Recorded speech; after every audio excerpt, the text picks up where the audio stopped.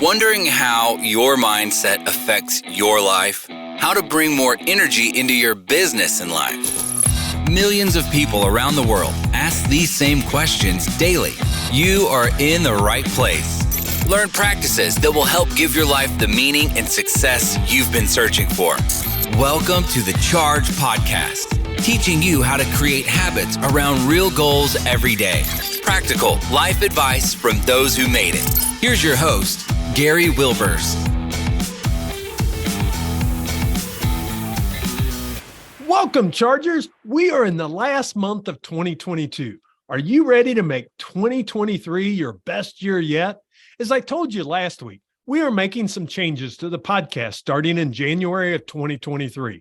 Our goal for this podcast, the last 4 years, is to help you create habits around real goals every day. Charge. I think we've succeeded in giving you great content from great guests to help you on this journey. Now, I'd like to announce what our new podcast will be. Drum roll, please.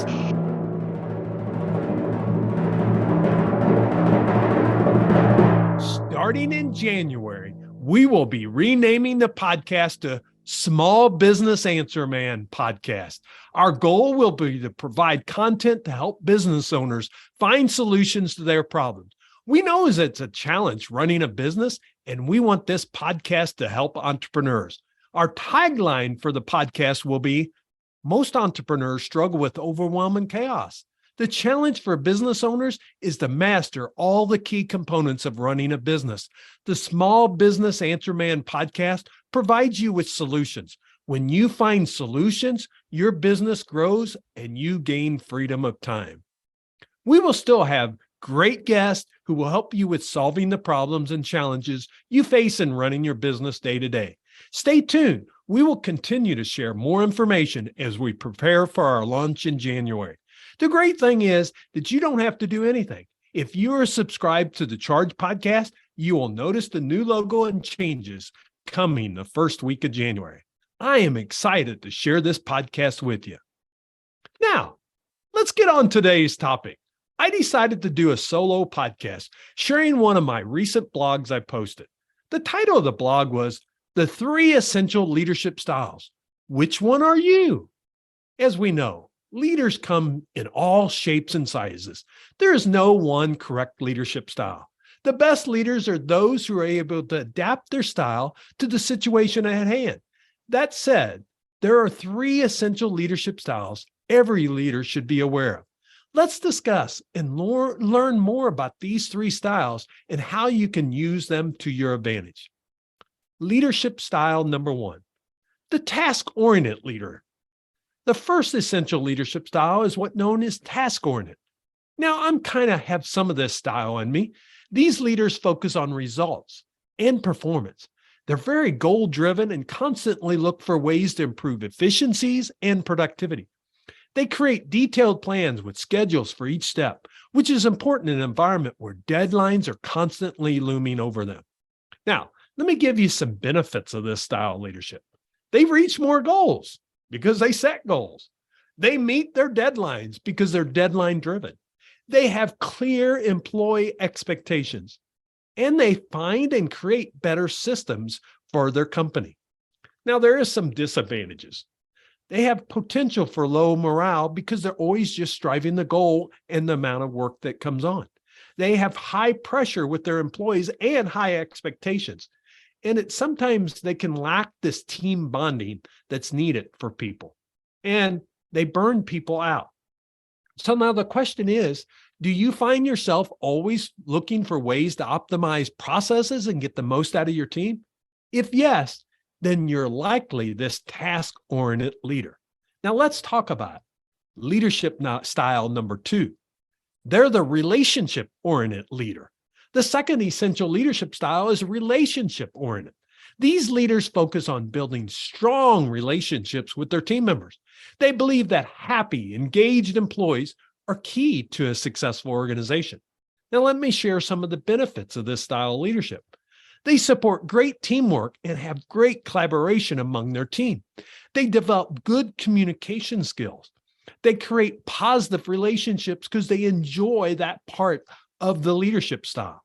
They find better systems and want to improve them. And they have engaged employees because they know what's going on. And what happens? They have reduced turnover costs because they're the relationship-oriented leader. Now, there are some disadvantages. Let's talk about those. The emphasis on people could draw attention from the task at hand. Also, it slows down decision-making.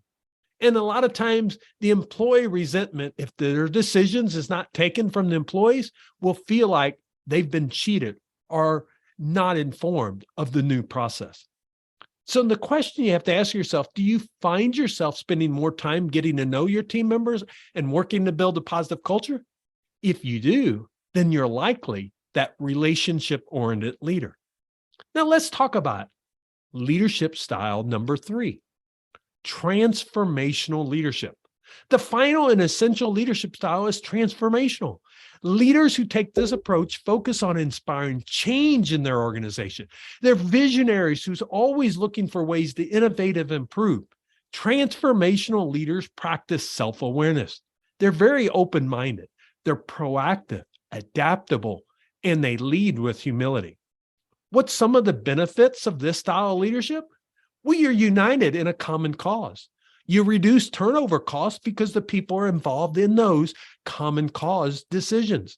Better bottom line results. They promote change and help the team with the change, and it increases morale. What is some of the disadvantages? Sometimes it can be too conceptual for some of the staff. Sometimes it can be risky and disruptive because of this common cause. Sometimes still employees will burn out, and it requires frequent feedback from the people. And you've got to be willing to use that feedback that you're receiving. So if you find yourself always thinking about the future and how can you make your organization better, then you're more likely a transformational leader. Now remember, leadership is an art that can be developed with practice. The goal of any leader should be to able to understand and utilize the 3 styles of leadership mentioned. Because if you have all 3 of those styles, you're going to be a better leader. And if you adapt and grow as a leader, you will become a more effective leader. So I think the key is really we want to have all 3 styles in us. And that's the task-oriented leader, relationship-oriented leadership, and transformational leadership. When we do that, we become a better leader. So let's go to the other end of the spectrum, though, before I let you go. And what I want to share with you is I want to leave you with 10 things a leader never, ever does. So think about if you do these and how you can change that going into 2023. The first one is not communicating vision or goals adequately. You know why that's so important? They don't know where they're going. I always say goals are like having your headlights on because you know where you're going. How about if you're one of those leaders that never delegate tasks? So what happens? You're always so busy, you can't help people. How about number 3, being inconsistent? 1 minute you're all happy for these people, and the next minute you're growling, you're screaming at them. That's an inconsistent leader. How about number 4? Failing to listen. Remember the old saying, God gave us 2 ears and 1 mouth. We need to listen more. How about number 5? Not providing adequate recognition or feedback. Are you letting your team know when they do a great job? Are you giving them feedback? There's redirecting and reinforcing. Sometimes you have to redirect the feedback, but sometimes you got to reinforce when you see positive feedback. Are you doing that as a leader? How about number 6? And this one I have a challenge with myself, micromanaging. Are you done with that yet? Where are you at on that project? What did you do today? Those are micromanaging comments. So are you micromanaging your people? How about number 7? Making snap decisions without considering all the angles. Oh my, I think I just raised my hand there because I do that sometimes and I've got to stop. How about number 8? Ignoring the red flags. You know there's challenges, but instead you're not dealing with them. Instead, you're not taking it head on. You're allowing it to be ignored. So you're ignoring those red flags. What happens? Other team members see it and causes even more problem. This is a big one in the workplace today. Being inflexible. Remember, your staff has things they have to do too, that they have to be off for, or maybe not come in later and maybe make up the time somewhere else. Are you an inflexible boss? Today, that's a big deal in the workplace. How about 10 or 10? Not taking responsibility for mistakes. Hold up to your mistakes. Be a leader that says when you make a mistake and let your team know. I call it falling on the sword. When it's time that you've made a mistake, make sure you fall on that sword. Now, you can avoid these 10 common mistakes because if you do, it's going to make you a more effective leader that we're talking about today. And we're trying to become a better leader in 2023. So remember, the key of leadership is to guide, to direct, and improve your team. You're not acting as an individual. Instead, you're helping the team achieve its goals. You must remember, people skills account for 80% of your success as a leader. Technical skills account for 80% of your success as an individual contributor. You're contributing as a team. So what are you doing with that team?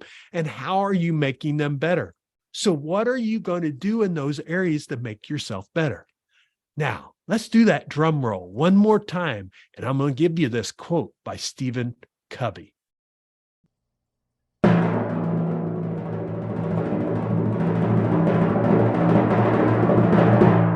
Here's the quote. Leadership is communicating others' worth and potential so clearly they are inspired to see it in themselves. This is a quote about leadership from Stephen Covey. Let me say that again. Leadership is communicating others' worth and potential so clearly they are inspired to see it in themselves. Thanks for joining me this week on the Charge Podcast. Remember, in January, we will be renaming the podcast to the Small Business Answer Man. We will be sharing new content to help you solve your problems in your business. See you right here next week with another great podcast. Make it a great day. I'm Gary Wilbers, signing off. This podcast is ended, but your life doesn't just stop. To continue your inspiring journey, head over to chargepodcast.com and access all the tools and resources mentioned on today's show. If you enjoyed this episode, consider sharing with somebody who may also benefit from the advice provided. That's chargepodcast.com. Until next time, charge in business and life.